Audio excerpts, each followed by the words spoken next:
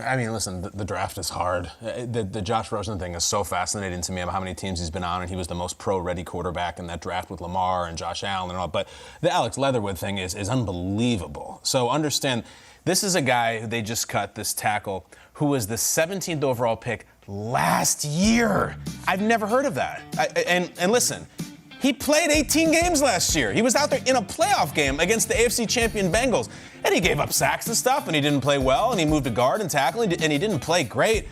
But, I mean, to cut the 17th overall pick after 1 year in which he started 18 games is unheard of. I don't know if it's ever happened in NFL history.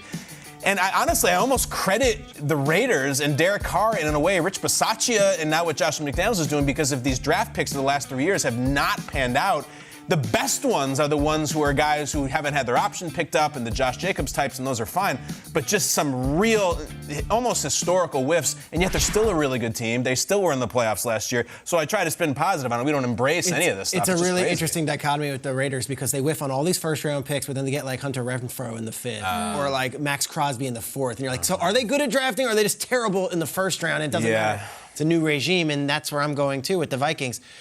They've got a new GM and a new head coach, and they're basically like, let's look at last year's draft, and they cut 3 different players taken in the top 100 last year. Same kind of thing.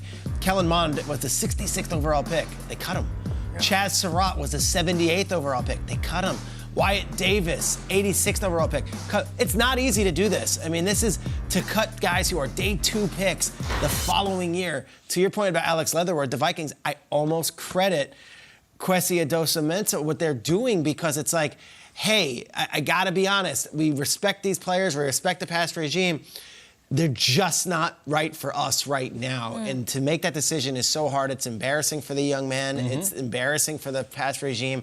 But after you do it, it probably feels so good, the relief of, all right, at least I know I've got my guys in here. And the Vikings, they are not shying away from making some tough decisions and ridding themselves of some of that Spielman-Zimmer era.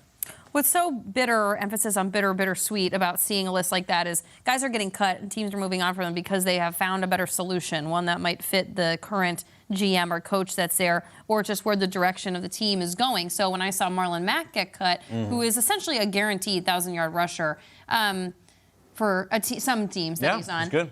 Dameon Pierce, what he showed the Texans in preseason, to me, it marks the beginning of the Dameon Pierce era. Because Marlon Mack is good. He's proven. He's not guaranteed. I really do take that I like heavy his game word. a lot. But he's a proven rusher. And I think that tells you what the Texans think about Dameon Pierce coming out of the backfield for this team. But again, it's hard. You got to move on from a guy like that. And that it becomes, fascinating to see what they they can expect from Dameon Pierce. It's fantastic. I'm excited for him to get a shot. Running back 1 with no question now. Yeah, Marlon Mack was a surprise. Sony Michel, he was a leading rusher for the Rams last year. That was a surprise. I'm with you on the Alex Leatherwood thing, because the one thing that you know as a player, if a guy's a first-round pick, he's on scholarship for 3 years. Like that, you just go to the bank. Like you're untouchable for the first 3 years. And for that to happen, it's remarkable. And if you struggle with tackle, you move him into guard. Like, you find a way to make it fair. To just cut him, isn't it? Is it mind-boggling to you? It's mind-boggling. And it's such a great football name, too. You'd think it would be a perfect fit. He didn't sneak into the first round. He's 17th. That is rare air. Mayock was convicted. When we had him on the draft, I remember asking, a lot of critics are saying this guy wasn't. Well, there was conviction in that building. And then for the new regime to come in and be like, he's not even worthy of a roster spot. And he's an Alabama guy, right? Usually it's, you draft an Alabama guy and it's roll tide. I know. It's rock and roll. I think when I look at what the Buffalo Bills did, like O.J. Howard, to me, getting released was a surprise for a couple of reasons. I thought when he signed with the Bills, I'm like, this is perfect. Another big target for Josh Allen. Here we go. He's been phenomenal with his blocking. How about this touchdown, this little slant right here from Case Keenum? Like, I'm looking at this saying, hey, O.J. Howard, this is going to be a great fit for the Buffalo Bills. Nope, cut. And not only is he cut, but they are paying him to not play. That's how good the Bills are right now, Kyle. You should feel pretty good right now. They're willing to pay this guy $3 million to not be on the team because they're that good, they're that loaded. So I was a little bit surprised on that one. And look, Ian, rap sheets, of course, all over it. You want me to read it? Sure. Bengals. Bengals, O.J. Howard. Yeah. No, I went too long on the just go with it. Go ahead. No, you're good. No. That would be an interesting fit in terms of what the Bengals are trying to accomplish, especially with Joe Burrow, another weapon for Joe Burrow to throw to.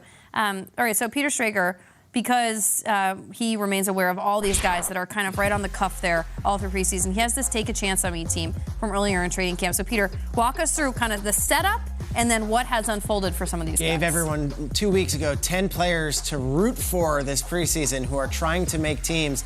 And there were some surprises. I thought for sure Tony Jefferson would make it in Baltimore, but it was just a loaded room. He's coming back from 4 knee surgeries and trying to play in his 11th. Kendall Hinton, the story we love, the COVID quarterback for the Broncos, did not make it. So all the guys who are not shaded did not make it. But gosh, how happy are we for guys like Bernie, Jared Bernhardt, the lacrosse superstar who's making the Atlanta Falcons roster. Antonio Hamilton, finally going to be the man day one for an NFL team.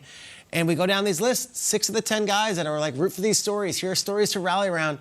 Made it, but 4 of them didn't. And that's the NFL. That's harsh reality. I don't make this happen. Josh Johnson, 36 years old, 14th professional team, looked like a reliable backup option for Russell Wilson. Was cut. Just like the undrafted guy, Obina Ide in Detroit. The same fate. And that's just what it is. And Sean, you've been there in the locker rooms. It's never easy that morning because it could be veterans, it could be rookies, and it could be guys that you least expect no longer with you the following day. Yeah, cut day is always tough on everybody. And really, even if you don't get cut like that first day, I had a couple guys, myself included, they were like, oh man, hey, we made the team. And they're like, no, tomorrow's still another cut day. Like, they could pick somebody else up from another team. You think you're on the team because you made it through that day. At 4 o'clock, if nobody has come to you to tell you you're released, you think you're good. I think there's one name on that list that jumps out at me, Isaiah Pacheco. All right, I've known this kid since he was at Rutgers. This kid was an unbelievable talent coming out of high school. Blew everybody away at the combine with 4.3, but his nickname is Pop, and that's the way he plays. That's what he brings. And they were raving about him in training camp about how alive his legs are, but man, when you watch him with the football, he is just electric. I can't wait to see how Andy Reid uses him. He's got good hands too. And another name, I know he wasn't on this particular list, but you did want us to remain aware of him, is Lance McCutcheon in LA. And that clip that he sent out, which I think he was mic'd up in the preseason game, and I think he was talking to himself, or really he was talking to his mom and just being like, Mama, I'm trying to make it. And then he did. It's fantastic. Made it.